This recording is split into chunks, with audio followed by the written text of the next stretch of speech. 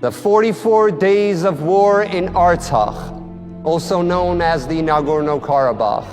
120,000 Armenians have been forcefully displaced from their ancestral homes.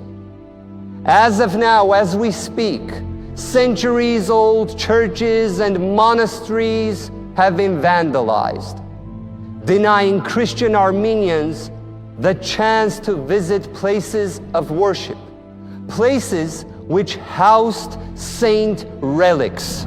As we speak, we have 19 Christian Armenians as political prisoners, as captives in Azerbaijan. It is noteworthy that President Trump has raised this issue and made a statement as to the release of prisoners in Baku. When the leading actors in the executive branch demanded the resignation of the Catholicos, the head of the Armenian Holy Church. Just to imagine the situation, look at it from the perspective of a Catholic leader, of a Catholic country, demanding the resignation of the Roman Pope. As of now, as we speak, 4 bishops of our Armenian Holy Church are detained and continuously detained. 6 bishops of our Armenian Holy Church have been indicted, and bans on their travels and free movement have been imposed. I can state that all these indictments are in gross violations of due process and fundamental human rights. Just imagine, last June, the Armenian Apostolic Church's biggest donor, Mr. Samvel Karapetyan, who I have the honor to represent and to defend as his attorney, was also arrested and detained. The reasoning behind it was the following.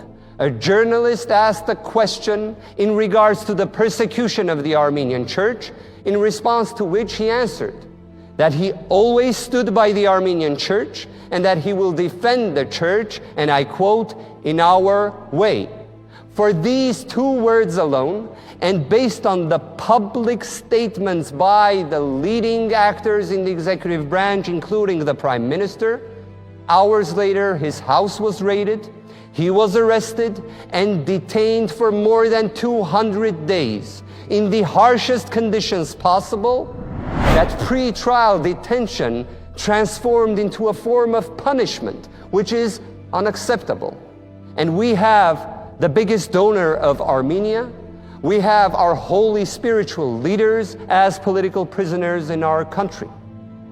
A year ago, Vice President J.D. Vance made a very important statement that we should do more than talk about democratic values, we should live them.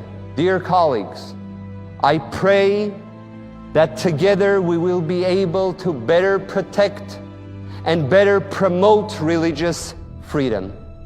I pray for the freedom of all those who are unlawfully detained and all those who are persecuted, both in my great country and abroad.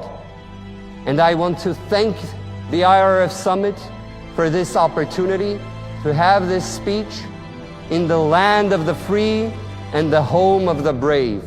Thank you so much. God bless you all.